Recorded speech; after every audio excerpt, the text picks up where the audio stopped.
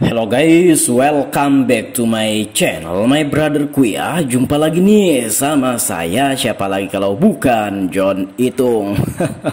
Oke guys ya, di kesempatan yang sungguh sangat berbahagia ini John Itung akan sharing guys ya, masalah HP yang sering terjadi ya, masalah HP yang mati yang sering terjadi pada Nokia 105 TA1034 ya.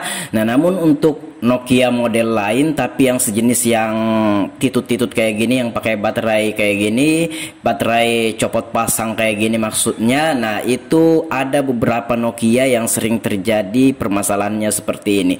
Nah, di sini saya akan sharing guys ya, kamu nggak mesti membawa ke counter, tapi dengan catatan ya sama seperti ini. Nah, saya udah menyalakan power supply saya setel voltasenya di 4,8 ya. Sebenarnya itu kegedean guys ya, cukup 3,7 sebenarnya udah cukup, tapi nggak apa-apa guys, nggak masalah. Nah, di sini saya akan mencoba mengkoneksikan kabel PSU atau power supply ini ke baterai HP ini guys ya, seperti itu. Nah, ini sering terjadi, jadi HP-nya ini mati total, kata orang yang punya HP ini habis kena air ya. Nah, kita koneksikan yang positif ke positif, yang negatif ke negatif pada baterainya. Yang positif sebelah kananku ya, kepala kabel warna merah itu positif, yang warna hitam itu negatif ya. Nah, kita koneksikan dulu ke baterainya ya, apakah ada nilai yang naik pada power supply kita ya. Kita lihat ampernya ya, ini di voltase 4,8 ya, sebenarnya 3,7 seperti kataku tadi itu udah cukup ya. Nah, itu ampernya ternyata ya mau turun ya. Nah, seperti itu. Kalau dia turun itu berarti mengisi daya pada baterai. Jadi ampere itu kalau turun dia mengisi, seperti itu guys ya. Nah, ampere pada power supply PSU, saya menggunakan power supply Sunshine P1505TD ya. Nah, ini udah 1 tahun lebih saya pakai ya. Nah, ini kita terus menghubungkan kabel PSU ini ke baterainya, dan itu menambah daya pada baterainya. Ternyata memang baterainya ini posisinya ya, bukan posisinya, kapasitasnya atau dayanya, lebih tepatnya dayanya itu memang lagi kosong guys ya, seperti itu. Oke. Iya, nah ini udah ya. Coba kita koneksikan atau kita charger pakai charger kodok atau desktop ya. Nah, coba kita koneksikan dulu. Nah, itu baterainya ada tapi masih itu sekitar masih 1 atau 2% lah kayak gitu, belum terisi barnya, tapi itu udah ada dayanya walaupun sedikit. Nah, ini kita pasang lagi, kita hubungkan ya kawatnya, besinya ini ke positif sama negatif.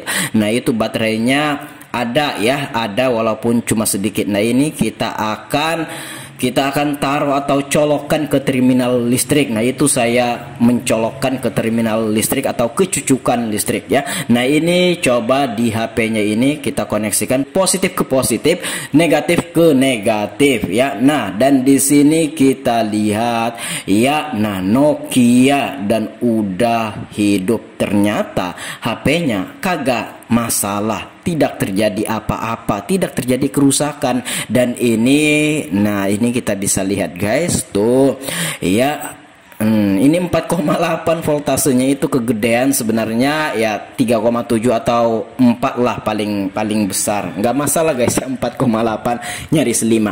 Dan ini coba saya lepas kabelnya, otomatis HP-nya mati. Kemudian saya hubungkan kabelnya untuk kedua kali dengan posisi HP mati. Nah, seperti itu.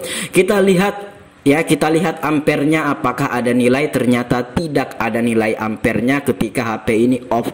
Itu menandakan HP-nya ini tidak konslet dan normal ya, normal. HP-nya ini normal, hanya saja posisinya mati total ketika dibawa orang yang punya HP ke counter kami.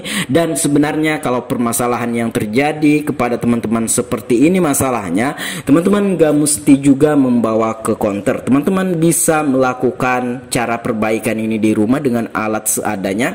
Yang penting bisa dibuka tuh bautnya Yang penting ada obengnya, ini obeng bintang ya, agak gedean. Nah, Nokia ya, ciri khas Nokia bautnya itu obengnya dibuka ya, bautnya dibuka pakai obeng bintang. Ya, nah ini kita lepas dulu ya. Saya akan ambil mesinnya ini atau papan PCB-nya ini. Ya. Nah, tuh iya. Oke, iya. Nah, ini kita buka dulu mesinnya ini, mesin pada HP ini, dan ternyata memang ada bekas air yang udah mengering. Nah, itu ada bekas air guys ya, dan di sini nah itu bekas air di dekat konektor baterai yang ada pada mesin itu, air yang sudah pada mengering, dan ternyata HP-nya ini mati total ya. Nah, itu kita bersihkan. Pakai apa itu Bang? Cairan apa itu Abang gunakan? Itu cairan thinner guys ya, cairan thinner saya gunakan ini. Oke, tinggal kita gitukan aja dan seperti itu. Iya, oke. Iya. Tinggal kita gosok-gosok seperti ini. Nah, oke, dan kita amplas-amplas. Kenapa diamplas? Nah, supaya nantinya itu sensitif lagi dan mau terhubung daya pada baterai ke konektor baterai yang ada pada mesin HP ini. Ya, kita amplas, kita lukai ya, biar mengkilat, biar sensitif lagi, biar daya pada baterai bisa terhubung ke mesinnya ini.